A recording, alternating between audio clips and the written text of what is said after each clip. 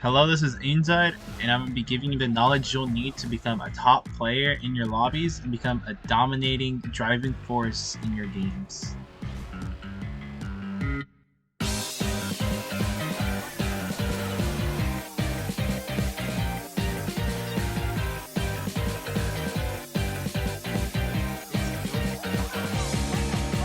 Let's just start with the cars first.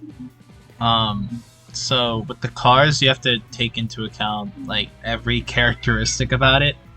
The main thing I want to talk about though is the drivetrain of the vehicle. So I have a list here of every single drivetrain of every exotic vehicle.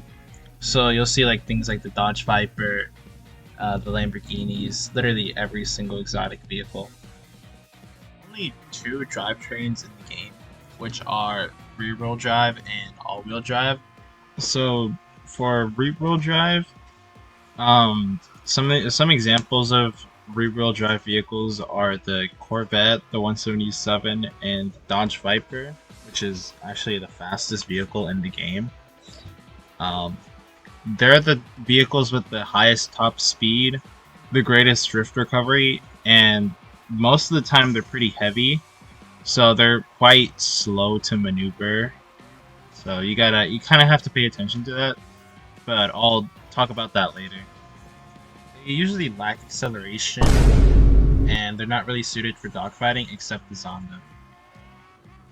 So onto all-wheel drive vehicles, we basically have like every Lamborghini in this category. Notably the Sesto Elemento, which is usually considered the best dogfighting vehicle in the game, period. And then there's also like the Bentley convertible. So the advantages of these vehicles are higher acceleration than rear-wheel drive vehicles. They're pretty lightweight most of the time, just the exception of the Bentley. But these are usually the dogfighting vehicles. So as I mentioned earlier, the Sesto Elemento is like the best dogfighting vehicle in the game.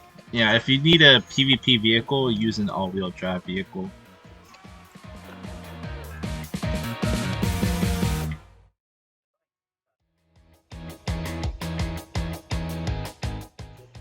Alright, now that we know the drivetrains of every exotic vehicle, I want to kind of put it visually in an alignment chart.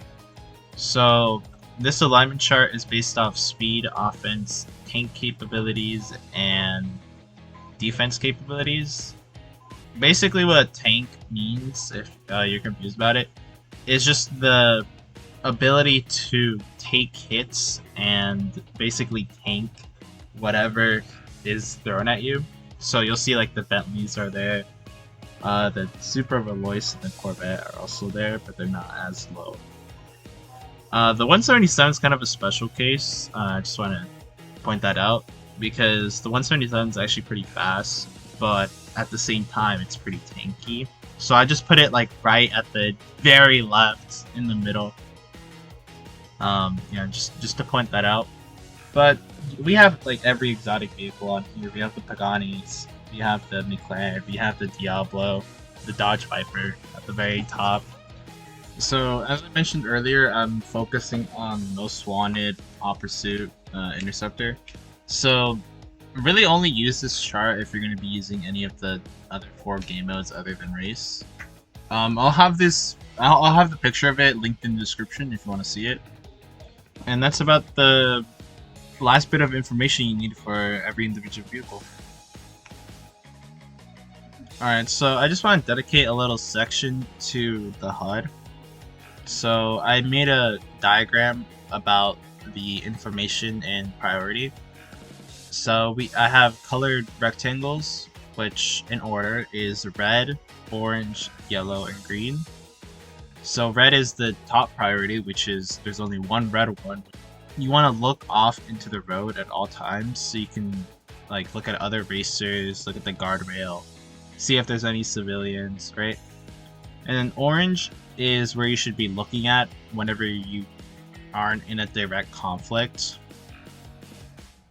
And then we have yellow, which is something that you should look at like every once in a while. maybe like when you use the pursuit tech itself or when you're drifting. And then we have green, and it's something you should only look at like sparingly, just because they're not that important. And that's it for the HUD. Now I'm finally going to be talking about actually drifting and driving. Alright, so let's just get straight into it. Like the mechanics in this game benefit from drifting, right? So if you drift as much as possible, you'll be faster than everyone else. The reason for this is because you recover speed after a drift, right? There's certain techniques you can use to maximize the amount of speed you can recover, and as well as get as much nitrous as possible from the drift. So yeah, just the main thing is just knowing how to drift, which I'll be showing you right now. So first things first, just get used to whatever vehicle you're gonna be using. I like using like beginner friendly cars like Corvette. I feel like these cars are like the easiest to maneuver. So if you want to be like whatever car you're gonna use, just get used to it and beat it. So you'll see right now that I'm like drifting, right? I'm like barely drifting, and my nitrous is like max. This is called micro drifting. You want to like micro drift as much as possible in the game, just because you get nitrous, and I feel like you barely lose any speed in micro drift. I have some videos linked in the description if you want to learn how to micro drift. But basically, like I'll explain it shortly. Basically, what it is you're gonna be over here, right? This is like a little turn. Basically, you're gonna initiate a drift, right? You initiate a drift by letting go of the gas button. So if you're like on console, I don't know what key it is or what button it is. If it's like trigger button or something, whatever you have for gas, you let go of it, and you can literally just start drifting by just pressing any of the direction keys. Right? Because I'm on keyboard, so I just like let go of W and then just press one of the direction keys, and this will allow you to drift. Okay? And then all you do, right, to micro drift is you just like wiggle between left and right. Or you're gonna apply more pressure on the side that you're drifting. So like here, I'm gonna be putting more pressure on B than A because I'm going right. So to micro drift, it's basically just that, but a lot faster and at the right angle. Because like right now, I can't micro drift. If I micro drift, it's just gonna make me lose one just to be. So yeah, that's basically all it is. You just let go of gas. There's I'll have some videos linked in the description just to like be more in depth. But yeah, that's just like the basics of just like starting a drift. You just let go of gas. And you just press the direction keys. And you just apply more pressure to whatever side you're going to do. Alright, so now I want to talk about like handbraking. So I see a lot of people that like just handbrake too much. When you go into a drift, most of the time you don't want to be using handbrake. Just like every drift, don't try not to handbrake. That's just like the most consistent advice I can give you. Just try not to handbrake. Like even if it might be like sort of here, I might want to like handbrake just so I can like start the drift. Like, but just resist the urge to handbrake. Because what handbrake does is it makes you lose the speed completely. So that's just it made me. So most of the time you don't want to be using handbrake. Right? The only time you should ever be using handbrake is if you're trying to avoid a cop crashing into you, or if there's like a civilian vehicle. Right? But if I'm just like messing up, or I'm just like crashing into guardrails or something, resist the urge to like handbrake to the other side, because that's just gonna make you lose it. Use the normal brakes, right? Just do like the reverse button. That's a lot better than using handbrake, just because if you use a normal brake, you know, it works as handbrake without the, you know, without like pushing like that much. So yeah, basically just try to use handbrake as little as possible, because it does not work in most situations. Since this game is fast in, fast out, so you basically want to enter a drift fast and then exit it quickly.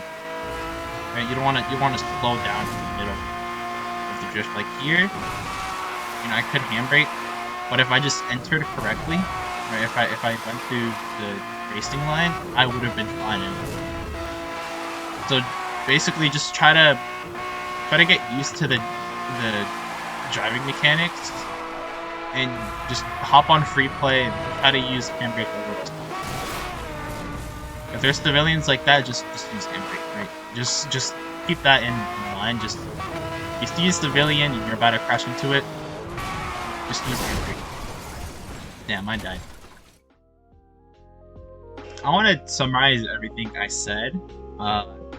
Basically, you want to just go in fast and exit fast, right?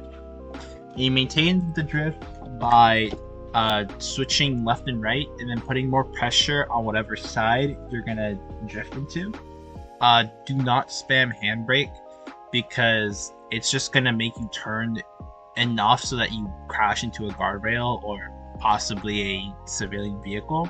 So only use it for corrective action, and just practice. That's basically the main thing. Just practice on free play, practice in race, whatever it takes to become better. So last thing, please watch the videos that I have in the description. I'm gonna have a lot of stuff down there, so please check it out.